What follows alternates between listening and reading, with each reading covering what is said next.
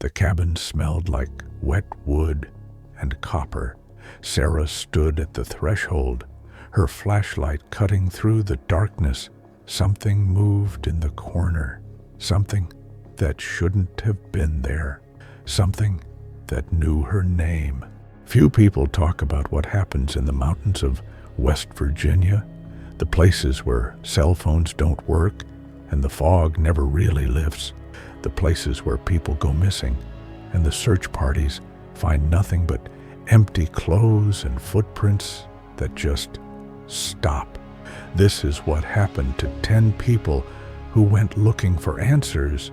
What they found was something else entirely, something that's still out there, waiting. Sarah had been hiking the Appalachian Trail for 3 days when she found the cabin. It wasn't on any map. She'd checked, double-checked, triple-checked. The trail she was following didn't exist according to her GPS, but the path was there, worn, used, recent. The door hung open, swaying slightly in the wind that shouldn't have reached it through the dense trees. Every instinct told her to turn back, to run, but the sun was setting and she was lost, and the cabin offered shelter. She told herself she'd just look inside, just for a moment. The floorboards creaked under her boots. Each step echoed in the emptiness, announcing her presence to whatever might be listening. The main room was bare except for a single wooden chair facing the wall, and on that wall, carved deep into the wood, were names, dozens of them, hundreds maybe. She moved closer, running her fingers over the letters. They were warm, fresh. Some still had splinters around the edges like they'd been carved recently, minutes ago, seconds ago. Her breath caught when she saw it. Her own name, carved at the bottom. In handwriting she recognized her own. The date beside it was today's date, but she hadn't carved anything, hadn't touched the wall, hadn't even been inside until 30 seconds ago. The wind outside stopped. The forest went silent. No birds, no insects, no rustling leaves, just perfect, suffocating silence. And from somewhere deep in the cabin, from a place that shouldn't exist in a structure this small, she heard footsteps, heavy, deliberate, coming up from below, coming toward her. She ran, didn't think, didn't question, just ran through the door, into the forest. Branches tore at her face, her arms, her clothes. Roots grabbed at her ankles like fingers. Her lungs burned. Her heart hammered against her ribs so hard she thought it might break through. When she finally stopped, gasping, bent over with her hands on her knees, she realized something. The trees around her were marked, carved, the same symbol over and over, a circle with 3 lines through it. She'd never seen it before, but somehow it felt ancient, familiar, wrong. The symbols led deeper into the forest, leading away from the trail, leading away from civilization, leading somewhere she didn't want to go, but somehow knew she would. She pulled out her phone. No signal. Of course, the screen flickered, died. When it came back on, there was a single message from her own number. 3 words. "Turn around, Sarah." She didn't want to. Every fiber of her being screamed not to, but she turned. Nothing. Just trees. Just darkness between them. Just shadows that moved wrong. She started walking. Had to find the trail. Had to get out. The compass spun wildly, unable to find north. The GPS showed her position as a blank space, like she'd walked off the edge of the known world. She was lost, truly lost. But that wasn't the worst part. The worst part was the sound. Footsteps, matching her pace exactly. Always just out of sight. Always getting closer. She walked faster. The footsteps matched her. She ran. They ran. She stopped. They stopped. But in that silence, she heard something else, breathing right behind her ear. She spun around. Nothing, but the air was warm. where the breath had been, real, physical, present. Before we go any further into the darkness, before we descend deeper into what Sarah found in those woods, hit that subscribe button and ring the bell.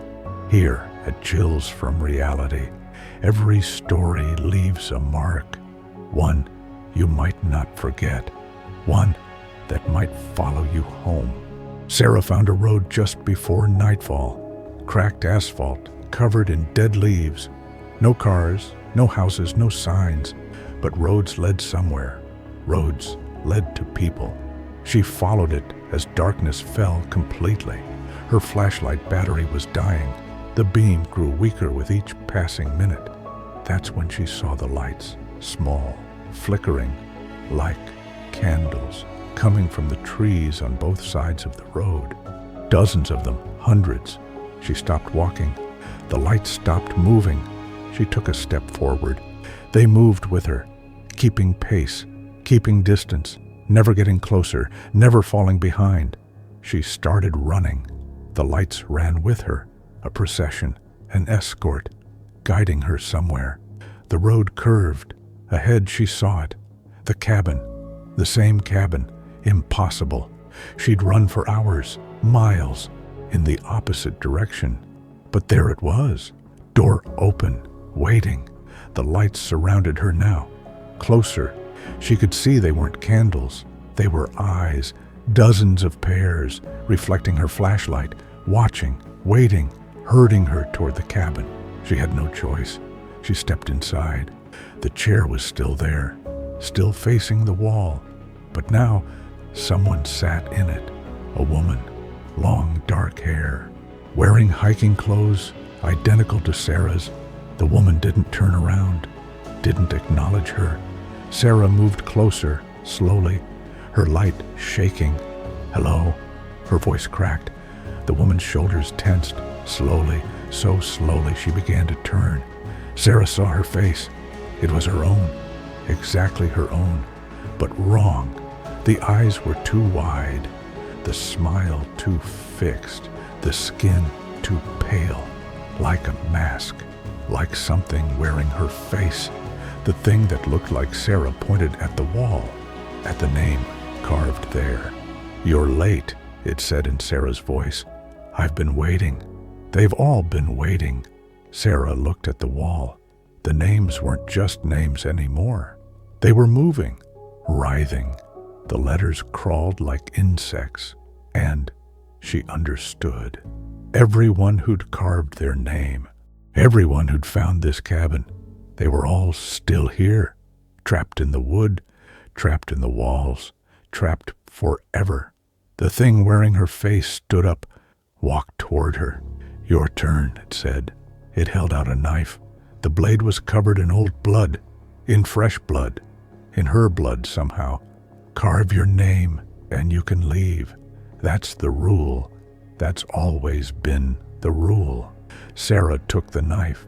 Her hand moved on its own, walked to the wall, found a blank space. The blade bit into the wood. She carved S-A-R-A-H. Each letter felt like cutting into her own skin. When she finished, the thing smiled. "Good. Now you're part of the story. Now you'll never leave." Sarah looked at her hands. They were fading, becoming transparent. She could see through them to the floor beneath. She opened her mouth to scream, but no sound came out.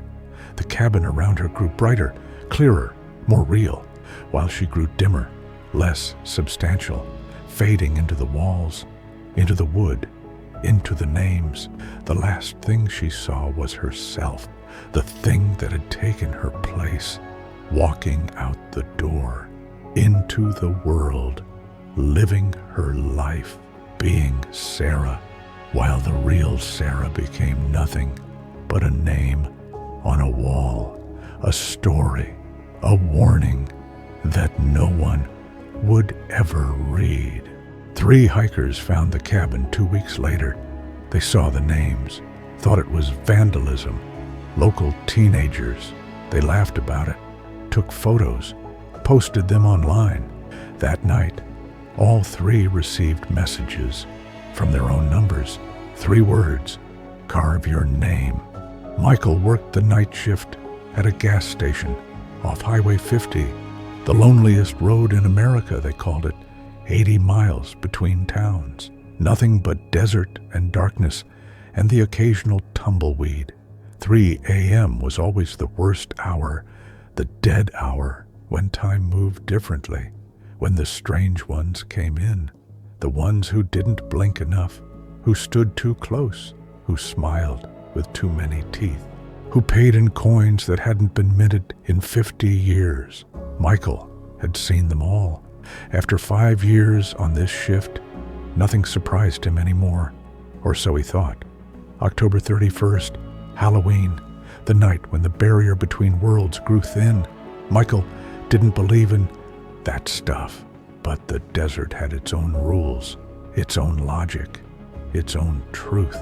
The clock hit 3 a.m. exactly when she walked in. A woman, pale, soaking wet. Water dripped from her hair, her clothes pooled on the floor with each step. She wore a white dress that looked like it came from another century. High collar, long sleeves, lace and buttons. Wedding dress, maybe, or funeral shroud. She didn't say anything, just stood there, dripping, staring, not at Michael, through him, past him, at something he couldn't see. Then she pointed, one long, pale finger, at the bathroom. Michael nodded. He'd learned not to ask questions at 3 a.m. She walked past him.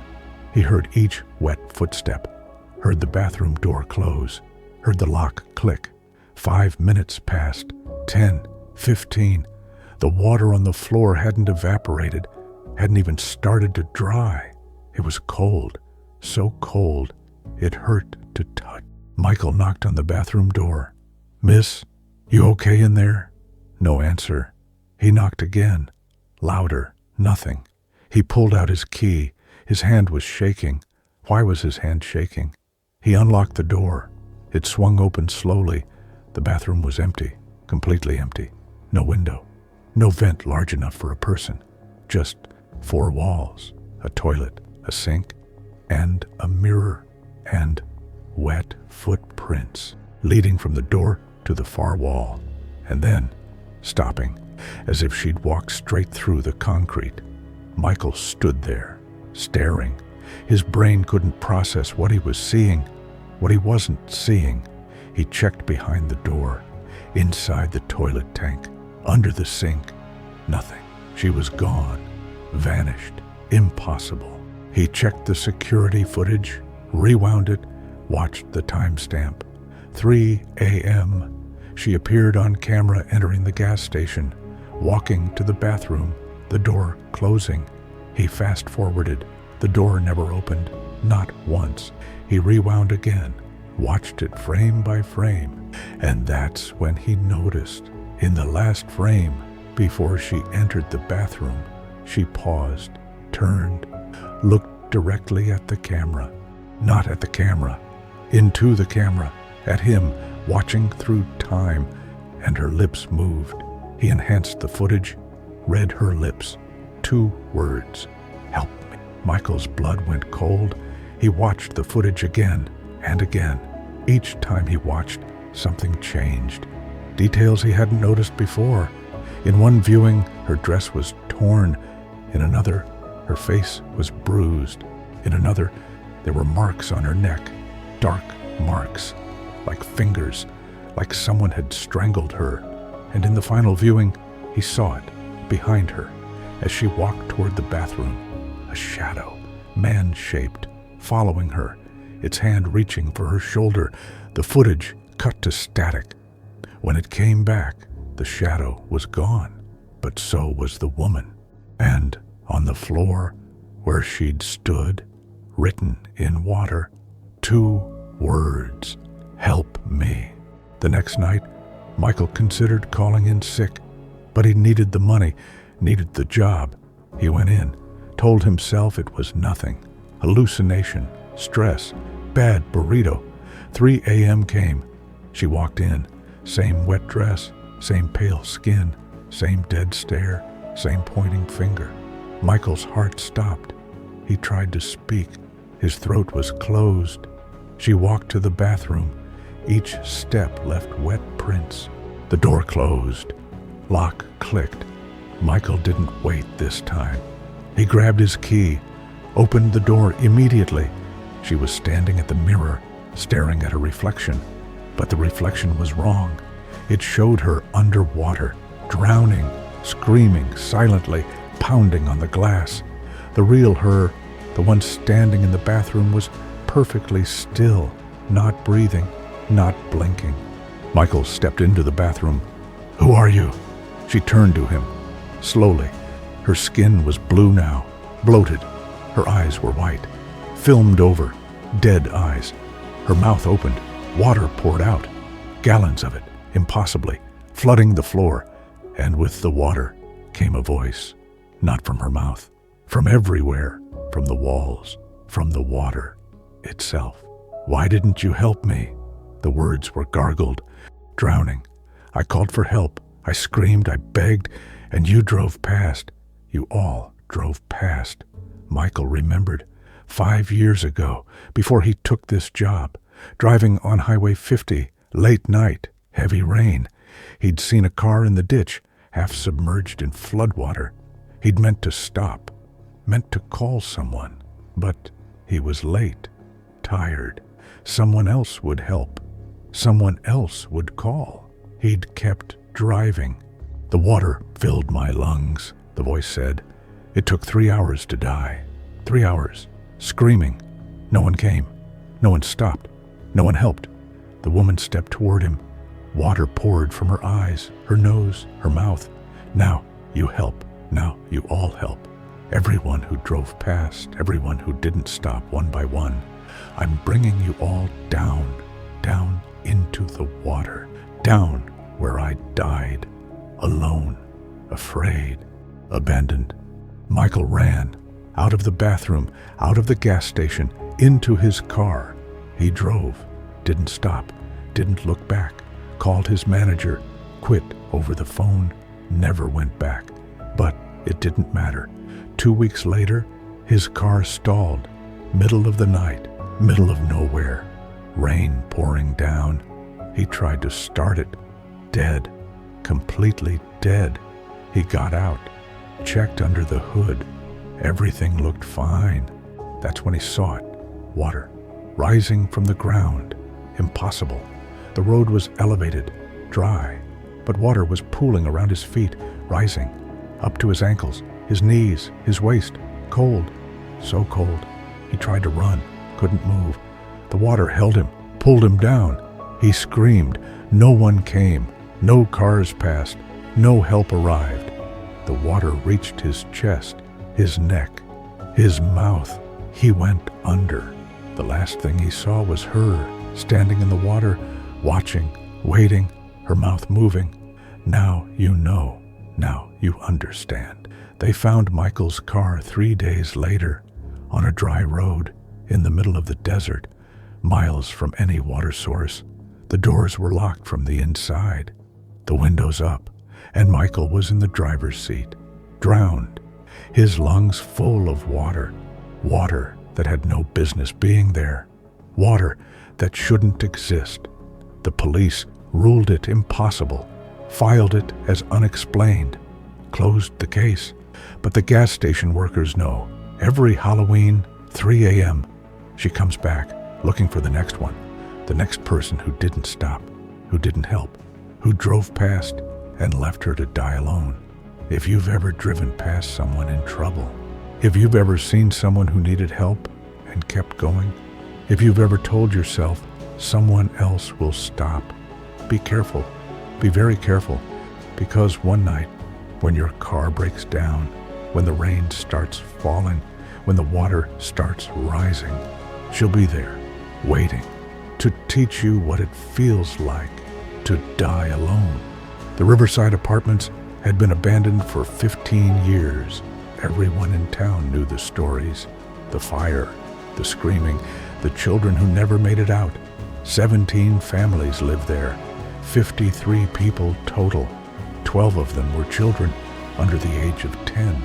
On March 15th, 2010, at 2:37 a.m., a fire started on the third floor. No one knows how. The investigation was inconclusive. Faulty wiring, maybe? Cigarette? Space heater? It didn't matter. What mattered was how fast it spread, how hot it burned, how the exits were blocked, how the fire escapes had been chained shut by the landlord. Safety violation. He'd been meaning to fix it, never did. The fire department arrived in 11 minutes. 11 minutes too late. They saved 36 people. 17 died. 12 were children. The building was condemned, sealed, left to rot. A monument to negligence and death and children who died screaming for parents who couldn't reach them. Emma didn't believe in ghosts. She was a photographer, artist, urban explorer. She documented forgotten places, showed the beauty in decay. The Riverside Apartments was perfect. Local legend, tragic history, stunning deterioration. She went in at dusk with her camera and her flashlight, and absolutely no fear. The lobby was a graveyard of broken furniture and peeling wallpaper. Water damage stained the ceiling like dark clouds. Graffiti covered the walls. Names, dates, R.I.P. Never forget. They're still here. Amateur ghost hunters and local kids trying to scare themselves. Emma climbed to the third floor.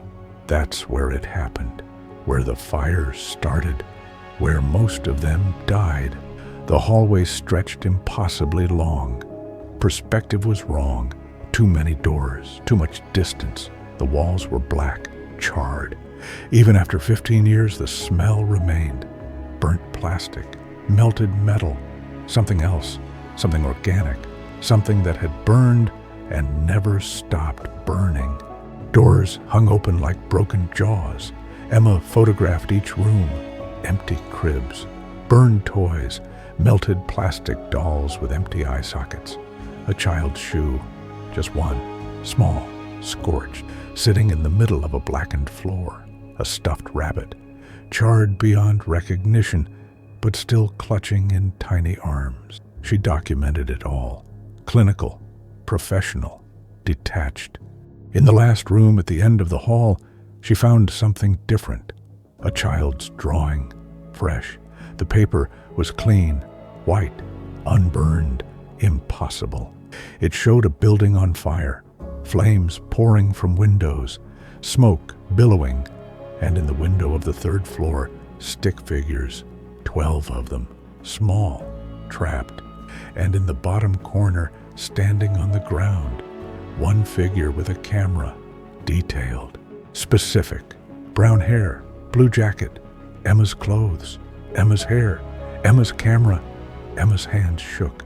This wasn't here before, couldn't be here. She photographed the drawing.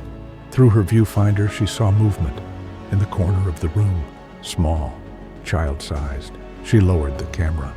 Nothing there. She looked through the viewfinder again. The corner was full of them now. Children, standing perfectly still, staring at her. Their clothes were burned, melted into their skin. Their faces were ash and bone. Their eyes were empty sockets, black, hollow, but watching, definitely watching. Emma lowered the camera. The room was empty. Raised it. They were closer. Lowered it. Empty. Raised it. They surrounded her. She screamed, dropped the camera, ran down the hallway. The lights flickered. When they came back on, the children were everywhere. On the stairs, blocking her path. In the lobby, surrounding the door, standing perfectly still, not moving, not breathing, just watching, just waiting. Emma closed her eyes, pushed through them. They felt like cold smoke, like the air after a fire, like heat and ash and death. She made it outside, gasping, shaking, crying. When she looked back at the building, every window on the third floor was lit. Orange, flickering, burning, but there was no heat, No smoke, no sound, just light and shadows, small shadows, dancing in the flames, dancing and reaching and calling to her in voices that were smoke and screaming. Emma ran to her car, drove away, didn't stop until she was home. She locked every door, every window, turned on every light, checked her camera. The drawing was there, but it had changed. The figure with the camera was gone, inside the building now, in the window, trapped with the others. Emma deleted the photo, deleted all of them, formatted the card, destroyed it. But that night, lying in bed, she smelled it. Smoke, faint at first, then stronger. She sat up, checked the house. No fire, no source, but the smell was getting worse, thick, choking. She couldn't breathe, couldn't see. The smoke was everywhere, and in the smoke, shapes, small shapes, children standing around her bed, watching. She screamed. The smoke vanished. The children were gone. But on her wall, written in soot, one word: help. Emma moved. Different city, different state. But it didn't matter. Every building she entered, every photograph she took, they were there, in the background, in the corners, in the shadows, getting closer, getting clearer, getting stronger. Last week, her apartment caught fire. Electrical problem, they said. Faulty wiring. She made it out. Barely. But as she stood on the street, watching her home burn, she saw them. In the windows, 12 small figures, standing in the flames, staring down at her. Not burning, not suffering, just waiting. One held up a sign. She could read it clearly despite the distance, despite the smoke, despite the flames. Now you know how it feels. Emma doesn't take photos anymore, doesn't enter old buildings, doesn't explore.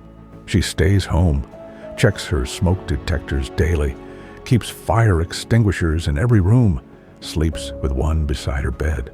But every night she smells it, smoke, getting stronger.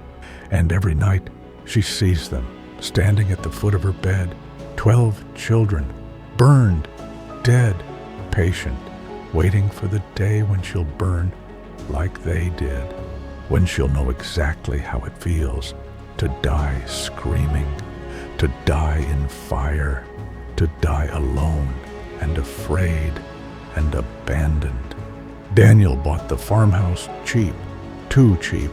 The realtor had been nervous, talked too fast, avoided eye contact, kept emphasizing the price, the land, the space, never mentioned why it was so cheap, never mentioned the previous owners, never mentioned why a beautiful 10-acre property in perfect condition was selling for 1/3 of its value. Daniel didn't care. He was running from a failed marriage, failed career, failed life. He needed space, needed quiet, needed to start over somewhere no one knew him. The farmhouse was perfect. 2 stories, wraparound porch, barn in the back, 10 acres of woods and fields, no neighbors for miles, absolute silence, absolute peace. The first night was perfect. He slept better than he had in years. The second night, he heard scratching, soft, rhythmic, coming from the walls. Mice, probably. Old house, country property. He'd deal with it in the morning. The third night, the scratching was louder, more deliberate, not random, pattern, almost like Morse code, almost like language, like something was trying to communicate, or trying to get out, or trying to get in. Daniel followed the sound to the basement door. The scratching stopped. Dead silence. He opened the door. The basement was dark, darker than it should be. His flashlight barely penetrated the blackness. The beam seemed to die just a few feet in front of him, swallowed by something. He descended the stairs slowly, each step groaning under his weight. The air grew colder with each step. By the time he reached the bottom, he could see his breath. At the bottom, he found them. Marks, hundreds of scratch marks, covering every wall, floor to ceiling, deep gouges in the concrete, some fresh, some old, some looked ancient, too big for mice, too desperate for anything human, or anything that should be human. And then he saw the corner, where the scratching was deepest, where something had clawed through the wall, through concrete, through foundation. Beyond it, a space, a hidden room. The air that came from it smelled like earth, like decay, like something that had been buried and dug itself out, like something that had been waiting underground for a very, very long time. Daniel shined his flashlight into the opening. The beam disappeared into absolute darkness. He couldn't see the back wall, couldn't see anything, just black. But he heard something, breathing, slow, deep, patient. He backed away, up the stairs, slammed the basement door, called the police. They came, sheriff and 2 deputies. They looked. They went down into the basement.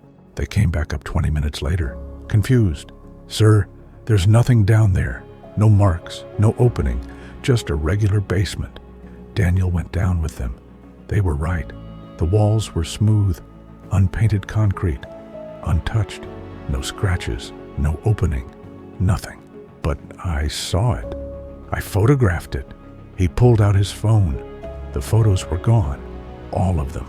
The deputies exchanged glances. "You been drinking, Mr. Marsh?" "No." Using anything? Medication? Stress?" "No. It was real. It was right there." They left. Gave him the number for a mental health crisis line.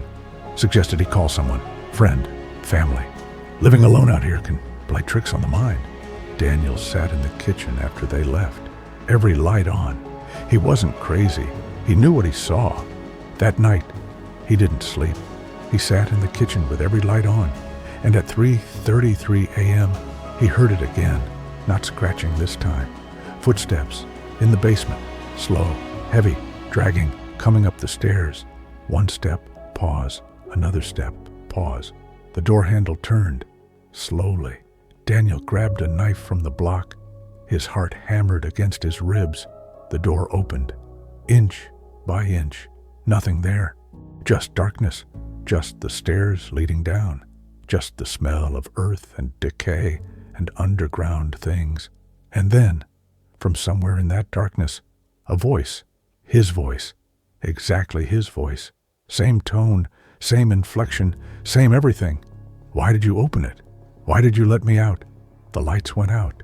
All of them. At once. Daniel stood in complete darkness. Phone dead. Flashlight dead. Every light in the house dead.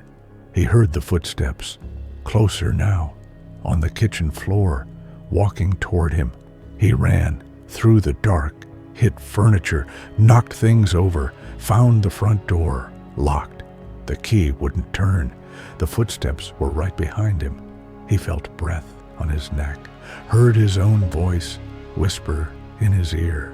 "I've been down there so long. So hungry. So alone. Thank you for letting me out. Thank you for giving me somewhere to go." Daniel broke the window with the knife. Climbed through. Cut his hands. Didn't care. Ran to his car. It started. Thank God it started. He drove. Didn't pack. Didn't look back. Just drove until the sun came up. He called the realtor. Told her to sell it. Any price. He didn't care. She called back 2 days later. Nervous. Apologetic. "Mr. Marsh, I went to the property to assess it for sale. The house is locked. All the windows are intact, and there's someone inside." "What?" "I saw him through the window. He looks just like you. He waved at me." Daniel hung up, changed his number, moved 3 states away, took a different name, started over, again. But 2 months later, he saw it, in a store window, his reflection. But the reflection wasn't moving with him. It stood still, watching, smiling, and its lips moved. "I'm coming." Daniel doesn't look in mirrors anymore, doesn't look at reflective surfaces, covers every window at night. But it doesn't matter. Last week, His neighbor knocked on his door. "Hey, I met your twin brother yesterday. He said he was moving in with you. Seemed like a nice guy. Looked exactly like you.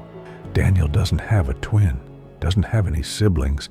He packed that night, left everything. But he knows. It doesn't matter where he runs. Whatever was in that basement, whatever he let out, it's wearing his face now, living his life, getting closer. One day soon, it will knock on his door, and he'll have to answer. And when he opens it, he'll see himself standing there, smiling, ready to take his place completely, ready to put him back in the basement, back underground, back into the dark, where it lived for so long, alone, waiting, starving.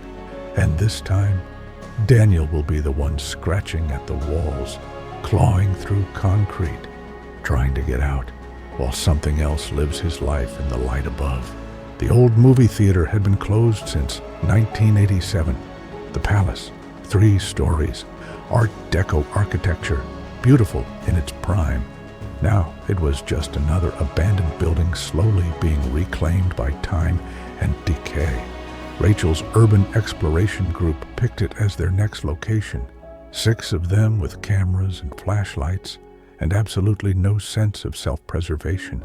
The lobby was frozen in time. Dust-covered concession stand, faded posters for movies no one remembered, a ticket booth with the glass cracked like a spider web, velvet ropes still marking off lines for customers who would never come. They split up. Rachel took the main theater. The others scattered to the balconies, the projection rooms, the backstage areas. Rachel pushed through the double doors. The seats were red velvet, moth-eaten and rotting. The screen hung in tatters, holes like wounds. The ceiling had partially collapsed, exposing wooden beams and tangled wires. She walked down the center aisle, filming everything, the crunch of debris under her feet, the way her flashlight cut through the dust hanging in the air, the graffiti on the walls, the smell of mildew and time. Her footsteps echoed, and then other footsteps behind her, matching her rhythm exactly. She stopped. They stopped. She turned. Nothing. Just empty seats stretching back to the doors. Just shadows. Just dust motes dancing in her light. She continued. The footsteps continued. She stopped again. They stopped. She spun around fast. Nothing.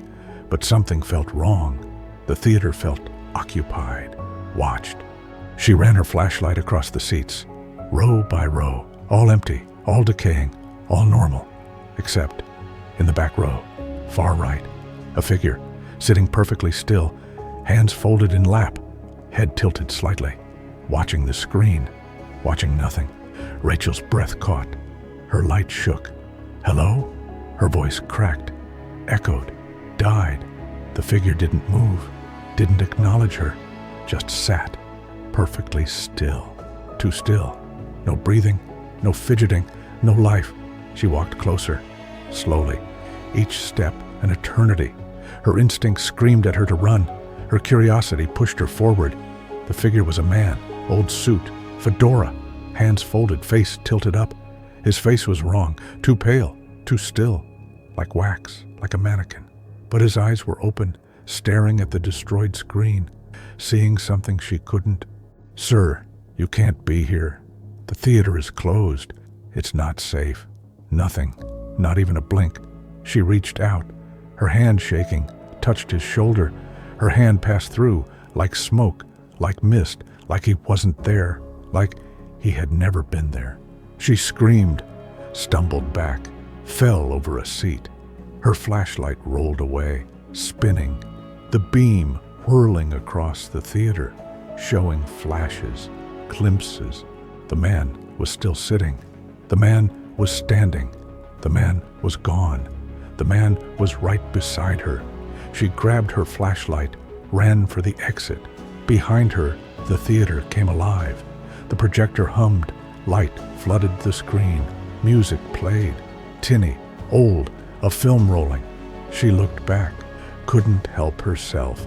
The screen showed an old movie, black and white, crackling, showing this theater, this exact theater packed with people, rows and rows of them, all sitting, all staring, all wrong, their faces too pale, their movements too jerky, like film running at the wrong speed. And in the front row, center seat, Rachel herself, sitting, watching, trapped in the screen. The Rachel on screen turned, looked directly at her, mouthed one word, "Run." Rachel ran, through the doors, into the lobby. Her group was there, packing up, ready to leave. "Rachel, you okay? You look like you've seen a ghost." She couldn't speak, just pointed at the theater. They went to look, pushed through the doors.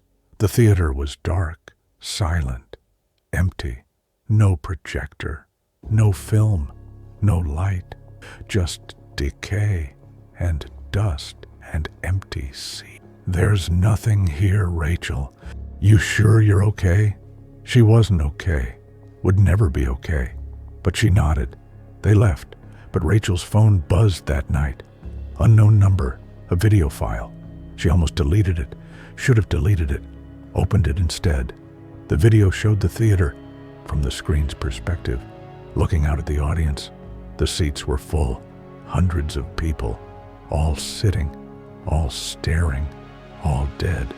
Their faces pale, their eyes empty, their mouths open, and in the center, front row, Rachel, sitting beside the man in the fedora, sitting perfectly still, watching, waiting. The video ended. Another text, same number. "The movie never ends. The audience never leaves. Thank you for joining us. See you tonight." Rachel didn't sleep, didn't turn off her lights, called everyone, told them what she saw. They thought she was stressed, exhausted, seeing things, suggested therapy, medication, rest. But 3 nights later, she didn't come home from work. Her car was found in the theater parking lot, keys in the ignition, phone on the seat, video still playing, showing her sitting in the audience, surrounded by the dead, watching a movie that never ends. Her friends organized a search, went to the theater, found her in the front row, sitting, staring at the blank screen, unresponsive, catatonic. They couldn't move her, couldn't wake her, called paramedics. As they lifted her onto the stretcher, she spoke, one sentence, over and over. "The movie never ends. The movie never ends. The movie never ends." She's been in psychiatric care for 8 months now, still saying it, still staring at nothing, still watching something no one else can see. And every night, at exactly midnight, she laughs, and anyone standing near her hears it. Music, faint, old, coming from somewhere far away. The sound of a film projector, the sound of an audience, the sound of applause, coming from inside her head, where she's still sitting, still watching, still trapped in the theater that never closes, in the movie that never ends. If these stories have made your blood run cold, if you felt that chill down your spine, that sensation of being watched, hit that like button and subscribe. Because here at Chills from Reality, the fear doesn't end when the story does. It follows you into your home, into your dreams, into the spaces between heartbeats where nightmares are born. We're just getting started. The darkness has so many more stories to tell, and we'll be here, waiting in the shadows until the next time you hear something move in the dark when you're alone. Sweet dreams, if you dare.